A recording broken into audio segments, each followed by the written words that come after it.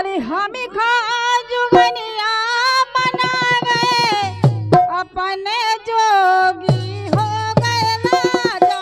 हम खा जुगनिया बना गए अपने जोगी हो गए राजा।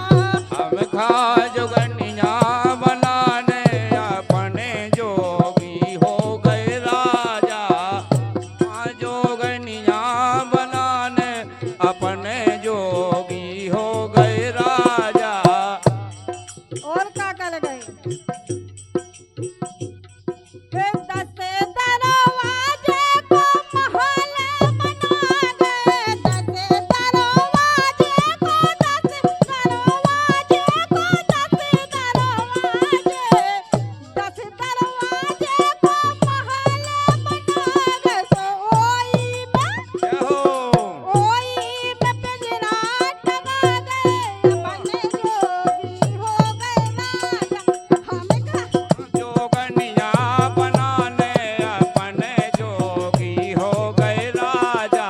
हम खा जोगनिया बनाने अपने जोगी हो गए राजा। और 51 रुपये आए हैं कन्हैया राजपूत भैया के लाने। बहुत बहुत हमारी पार्टी की ओर से धन्यवाद है। ऐसा ही आशीर्वाद बनाए रहने अपन के लाने। आह,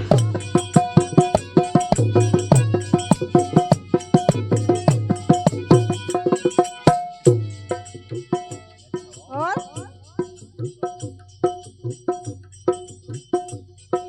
पिंजरा में छा गया तोता और मैना। पिंजरा छा गए हो पिंजरा में छा गए हो पिंजरा में छा गए। पिंजरा में छा गए तोता और मैना। वो बोली अले गणेश का गए अपने जोगी हो गए राजा। हम खा जोगनिया बना गए अपने जोगी हो गए राजा। हम खा जोगनिया बना गए अपने जोगी हो गए राजा। हम खा जुगनिया बना गए अपने जोगी हो गए राजा। हम खा जोगनिया बना गए अपने जोगी हो गए राजा। और देखो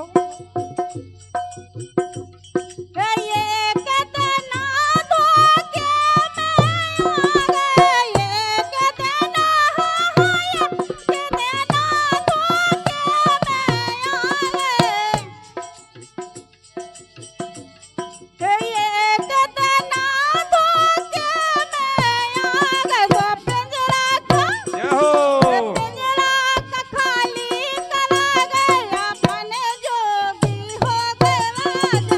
हम हम खा जोगनिया बना गए अपने जोगी हो गए राजा।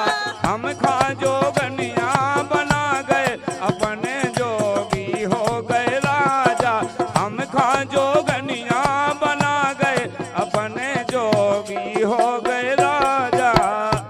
और बाबा जी कहिए। कहत कबीर सुनो मई साधु। कहत कबीर हो कहत कबीर हो कहत कबीर। कहत कबीर सुनो मई साधु। तो पिंजरा के जय हो। पिंजरा के तोता उड़ा गए अपने जोगी हो गए राजा। दुनिया बना गए अपने जोगी हो गए राजा। हम खा जोगनिया बना गए अपने जोगी हो गए राजा। हम खा जोगनिया बना गए अपने जोगी हो गए राजा। हम खा जोगनिया बना गए अपने जोगी हो गए राजा। बोल दे जगदम्बे मैया की।